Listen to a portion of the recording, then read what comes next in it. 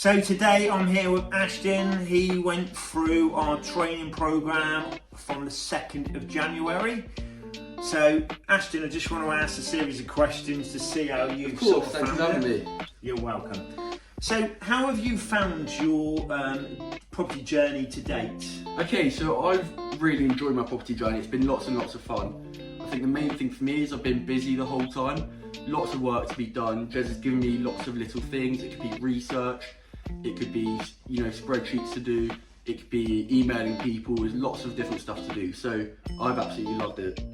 I think the one thing that we did with you was we almost did things the other way around, which essentially was I got you to do the marketing first, got you to have the website, because what I didn't want you to do is have your training, it be fresh in your mind, and then you go out there and you haven't got a website and you look unprofessional. So we essentially got Ashton, we taught him about marketing, we got him to do his website, and then we went through the training. It was we learned Ashton's style, and it was a case of doing a module, putting it into action, next module, and so on. Of course, that's the thing. Like the whole time we were going through step by step before we move on to the next thing. And as you said, we got the whole business up and running first before we even went into the property. So I had a foundation to go to property owners, estate agents, to say, look, here's my website. Jez is helping me here, so he can be guarantor in a way. So yeah, it was really, really good. Do you feel it made you come across as more professional? Yeah, of course. It's the confidence knowing you have some backing behind you. Why did you choose to do the property training with me? I mean, there's millions of other companies out there, but you chose, and I feel honoured that you chose to go with us. But why did you choose us? Well, a lot of people do stuff like, they're always on video calls, or you can't really see them face to face. Whereas Jez, I'd call them up and I could just say, can you meet on Tuesday? We'd meet up for coffee and we'd discuss what I've done in the last week and the next steps. And again, he's always been on call, so I'll call him up any time and he can review stuff over call. It could be video call, really depends, but he's always there to guide me every step of the way, really. We've even met on Sundays. Easter Sunday. Yeah, Easter Sunday I took a call. And it's really important, I found, from Ashton's point of view, and understanding what he needed, which was a case of sitting down. He wanted me to be there, and if I'm going to give him the best training possible, it's to fit around him. So it's part of the job. If I get a call at 9 o'clock at night, it's there for me to take the call and give him the guidance. So I guess what the audience are going to want to know is, you went live on the 4th of March. Yeah, 4th of March. How much money have you made to date, and talk people through the structure? Okay, so on the 4th of March is when I could start listing the property. Before then I spent a bit of money furnishing the place, so I spent about £500 on furnishing. And then in my first month, that's from the 4th of March to the 4th of April, I just managed to make my rent back. So I made £850, the rent was £800. And now we're into month 2 and I've already made £500 and it's only been a week. So hoping to make about £2,000 this month, and then that's £1,200 profit. And I think it's really, really important to point out the fact that essentially at the moment, there's generally 100 applicants per property, so it's really difficult to find these deals. So with Ashton, it was a case of finding a strategy, and you worked on finding the quirky properties on the outskirts. Yeah, for sure. And exactly. You really built up a great relationship with the property owner, essentially, from that perspective. Yeah, and looking at the insights on places like Airbnb, I could see that most people booking are couples going away, so it's 2 people coming away for basically it's a short holiday. And with that insight, I could adjust what I was looking for, and I eventually found the right place with the help of Jez.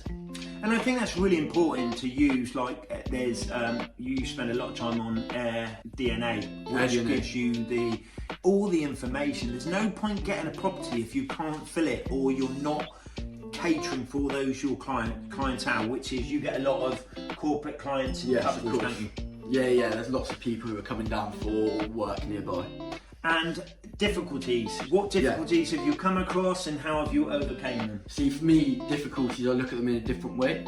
I think a lot of people see a difficulty and that's all in their mind. They don't actually break it down step by step. So for me, there haven't been any major difficulties. once I came across a challenge, I broke it down to all the steps, and that's what Jez told me to do. Broke it down to all the steps, and then from there, it wasn't actually that difficult to do. So if you look at a big picture, you see a massive list of stuff you need to do, and that can look hard. But once broken down, it's really, really easy with breaking down the steps, really. And advice for others getting into property, I think your knowledge with property was probably non-existent. No, without disrespectful. I So know. there'll be people out there not knowing, how do I take the first step? So what advice would you give to others looking to get into property? Okay, so people could be wary because of the recession, obviously. Even with the recession, I'd say just do it, because what's the worst that could happen, realistically? If you start something now, it's probably going to work. For me, it's worked, and we're in the middle of a recession, and it's working for me now. If it doesn't work, so what? You can just try again the next month, and hopefully you make a bit of money. As long as you're, again, overcoming the difficulties and you break everything down step by step, you can't really fail with it, and as long as you put in the effort, you will succeed. I think you've been 100% committed, to be fair to you, and you've done everything above and beyond, and I think you've done your due diligence, and you've checked Air DNA, you've built a relationship with corporate clients, so you did everything to give yourself that opportunity. And a big question, how have you found dealing with the estate agents? So a lot of people say this is one of the most difficult steps. I can't build a relationship with an estate agent. Well, you've gone in there, your first experience. Yes. How have you found it? Just talk to people about the process, which So, I know was a bit painful yeah, a couple it was. of times. So the estate agents, to be completely honest, were awful. They worked so slow. I was on call to them, they could never give me answers. I eventually found a girl there called Kim, who I worked really closely with. But the estate agents don't understand rent to rent. They don't understand the business structure. They don't understand that we can't use a standard tenancy agreement, an AST, and we have to use a commercial leasing agreement or a management agreement. And they just can't understand that. So all you have to do is break it down for them. Look at the challenge, like we were speaking about a minute ago, break it down to the different steps and get them to understand what's going on, and then convince them to actually use my knowledge, basically. So with the estate agents, it was just trying to get them to understand everything. And also, I work really fast. If I want to get something done, I realise what I want to get done, and then I'd go do it straight away. They take ages. So for anyone trying to get into doing this, the estate agents, just be patient with them. It can take a couple of weeks. And I think that's fair to say there was times where you were frustrated because you were dealing every time at the start to build that relationship. You probably dealt with, I don't know, 7 or 8 different people. Yeah, 7 or 8 different people, and they didn't speak to each other, so none of them knew what was going on. And again, because I'm 18, none of them trusted me. But eventually, when I went on saying I have backing from Jez, and you know, he's got lots of properties going on, done rent to rent, property management, and then I could have that backing then, and it made me a lot more confident with making a decision. So that was your first experience going in there, and you've come out, and although it was a painful process, you were committed to that process. Yes, and it of worked course. out really well. Yeah, it did work really well. And what would you say the pros and cons of rent to rent are? Okay, so there are a few pros and cons, like with everything. I mean, one of the best things is the small price to start with. I spent a bit of money with Jez to help train me, a very fair price, and then I spent £500 on furnishing the place, again not a lot, and then £800 a month on rent. So for the first month, I spent £800 plus 500, £1,300 to get started in the whole of property, basically. And this is just a stepping stone to move into property management, property development, HMO, serviced accommodation, all those different things. Now, the biggest con is trying to get people to understand what rent to rent is, explaining to owners and estate agents. The things you need to keep in mind is that they're going to get guaranteed rent every single month. Even if the property makes you nothing, they're still going to get their £800 in my case every single month, and it's going to be cleaned after every single guest. That could be 2 or 3 times a week, the place is getting cleaned, and there's also guest screening. So on Airbnb and Booking.com, when you get to booking, you can have a look and see what their last stays have been like. If they've damaged anything, it will tell you on there. Those are probably the main pros and cons for me. And I think what was really important in where you've been really, really good, and I appreciate people say you need to evolve with AI, but don't forget a lot of the property owners are old school, so the face-to-face meetings are really, really important, and this is something that Ashton spent a lot of time, to the point where he's got a great relationship. The owner of the property is so happy. He's on about building a little patio outside. We've got a patio down your he won't even take any money off you, will he? No, he wants it for free.